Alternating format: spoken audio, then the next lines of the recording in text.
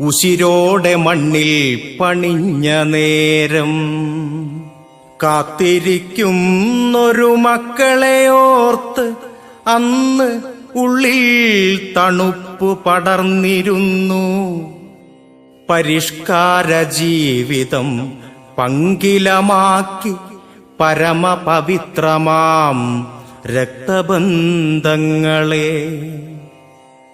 ഇത്തിരി നാളായി ഗദ്യോത പുഷ്പത്തിലൊരു കുഞ്ഞു പ്രാവിന്റെ കുറുകലറിയുന്നു. മംഗളമോതുവാൻ വെമ്പുന്ന ജീവനും മധുരം വിളമ്പി വിളിക്കുന്നു മരണവും.